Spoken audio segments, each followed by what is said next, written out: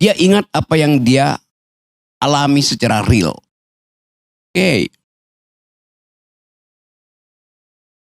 Tapi kalau saya ceritakan sesuatu yang tidak kamu alami, kamu hanya bisa bayangkan. Setiap minggu saya di LBH dulu. Penasehat politik Buyung Nasution. Setiap kali kita diskusi, datang polisi dari Kramat 5, dulu polisi dan tentara masih sama, Kremlin kita sebut. Dia masuk ke ruang diskusi, ada Malik. Dia naik di atas meja dan dia bilang, demi undang-undang saya bubarkan diskusi ini. Orde Baru pakai demi undang-undang. Dia sah bubarin itu. Undang-undangnya subversif memang. Tapi dia pakai undang-undang. Kalau sekarang rektornya ditelepon, jangan terima Rocky Gerung untuk diskusi itu. Anda lihat. Jadi kalau Anda bilang Jokowi merawat demokrasi, Jokowi tiba ketika Indonesia udah demokratis, Saudara Andre. Jokowi nggak ada di mana-mana ketika Anda di Uber-Uber itu. Jadi bagaimana mungkin Anda bilang Jokowi sedang merawat demokrasi? Dia memberantakkan demokrasi, itu intinya. Coba. Ada pepatah bilang begini. We choose joys and sorrow long before we experience them. Kita memilih kegembiraan atau kesusahan jauh sebelum kita mengalaminya. Kalimat itu, Anda tahu kalimat itu siapa yang ucapkan? Yang ucapkan itu adalah Gibran.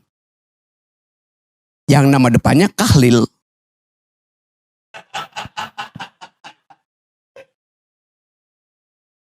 Jadi bagi Kahlil Gibran, pikiran itu udah memilih lebih dahulu sebelum dia mengalaminya.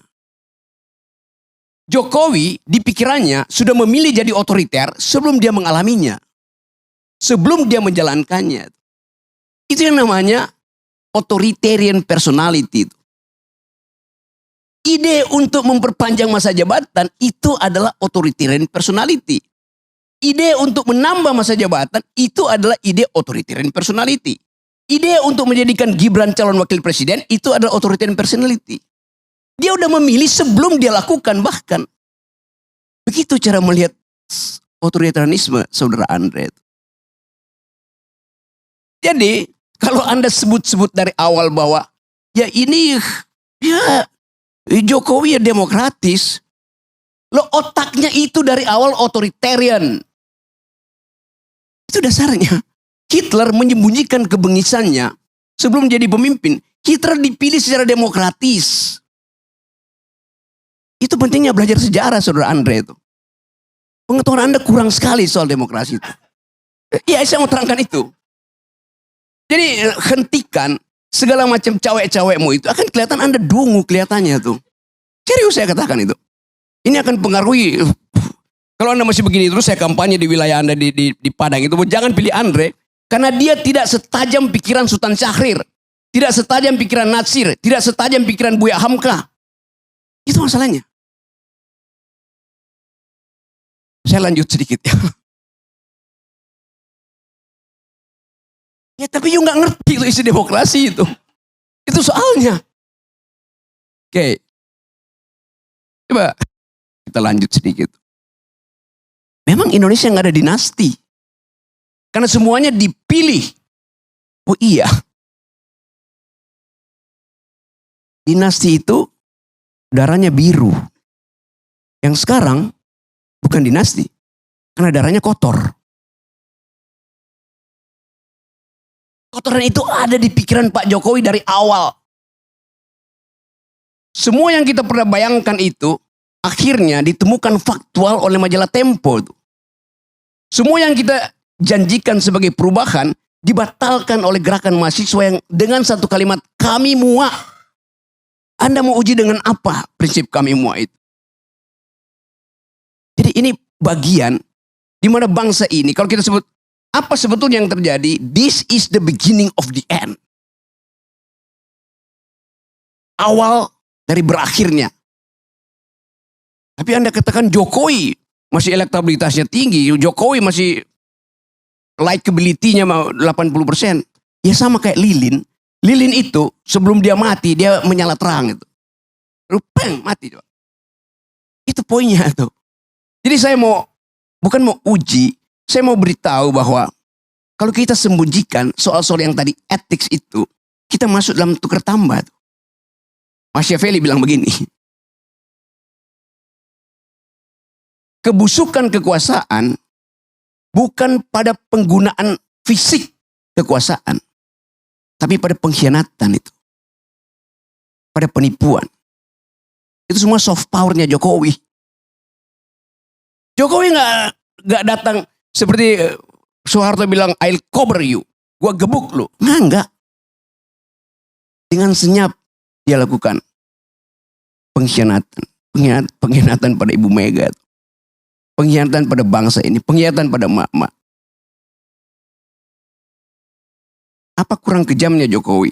Dia bikin IKN, dia jual nggak laku ke Cina, dia jual ke Amerika nggak laku, dia jual ke Mesir nggak laku, dia jual ke Malaysia nggak laku, dia jual ke Singapura nggak laku. Lalu akhirnya dia paksa oligarki itu untuk nyumbang di depan. Kurang cukup. Dia suruh APBN pindahkan 20, 30, 40% ke IKN. Pada saat yang sama, seorang pria berkeluarga di Kupang, tempat Parera, 2 hari lalu, merobek perutnya karena nggak bisa beli beras. Pengisan siapa dengan Pak Harto? Tidak pernah ada di zaman Soeharto orang bunuh diri karena nggak bisa makan. Padahal orang ini setiap bulan di Kupang itu nunggu di pintu gerbang desa untuk dapat BLT. Dan itu ilmunya Jokowi. Membujuk orang supaya tidak produktif, supaya tidak pinter. Bagian besar mereka yang nunggu BLT itu adalah pemilih yang tidak tamat kelas 7.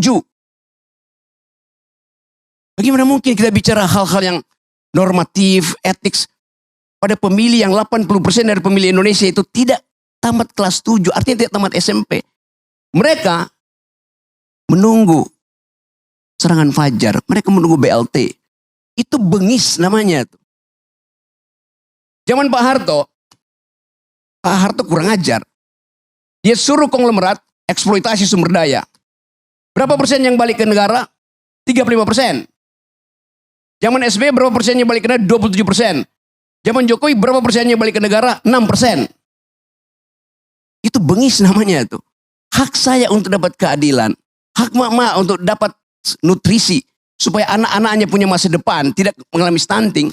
Dibatalkan oleh Jokowi. Melalui proyek-proyek infrastruktur yang gak ada gunanya tuh. Tadi saya baca di koran. Gubernur DKI bilang begini. ASN, kalau Anda malas, saya kirim ke IKN. Jadi IKN itu tempat pembuangan, tempat penghukuman. Jadi Anda bayangkan seluruh literasi, narasi dari rejim Jokowi itu buruk. Minus bahkan. Tidak mengajarkan impian, kenyataan yang dibikin oleh Jokowi. Di mana IKN itu bagus? Ada, di mana? Di laptopnya Jokowi itu. Itu dasarnya. Jadi saya mau terangkan ini untuk memberitahu bahwa yang disebut otoritarianisme tidak harus melalui keadaan yang Anda lihat. Kenapa Presiden Soeharto otoritarian? Ya karena dia rejim militer. Ini rejim demokratis tapi memakai ide politik untuk mengatasi kemandekan ambisi dia. Itu datang dari pikiran yang otoritarian itu, Saudara Andre. Jadi sebelum saya lanjut menerangkan itu, saya ingin beri semacam gambaran bahwa perubahan politik dalam keadaan semacam ini, di dalam keadaan ada pembusukan institusi, political decaying, harus kita bayangkan juga terjadi di luar sistem elektoral. Itu kira-kira yang dimaksudkan oleh Ibu Mega. Kalau saya mau teruskan logika Ibu Mega. Ibu Mega tidak bicara buat Pak Jokowi, tidak bicara buat Gerindra, tidak bicara buat macam-macam. Dia bicara untuk merekatkan kembali wong cilik. Karena cuman itu ingatan publik terhadap PDIP. Dianiaya oleh rejim otoriter. Sekarang, wong cilik nggak bisa bayangkan otoriterisme itu lagi. Karena wong cilik nunggu BLT-nya Jokowi. Itu soalnya. Jadi Ibu Mega recovering our past history untuk menerangkan bahwa ada jenis otoritarian mirip Orde Baru yang bahkan lebih berbahaya. Karena dia menyelundup secara hegemoni, secara sublim ke dalam benak rakyat Indonesia, benak wong cilik yang ditipu selama 9 tahun. Bukan cuma wong cilik yang ditipu, kelas menengah juga ditipu. Dan kelas menengah akhirnya menangis di depan TV. Karena sadarnya telat. Saya mau terangkan ini bukan dalam upaya untuk mengadu domba Orde Baru, Orde Lama. Tetapi supaya kita paham bahwa kemampuan kita secara intelektual dibatalkan oleh Jokowi sehingga bahkan untuk mengerti demokrasi dari orang semacam Andre gagal dia pahami itu. Sekali lagi saya nggak ada problem dengan Anda. Saya punya problem dengan cara membaca sejarah. Terima kasih.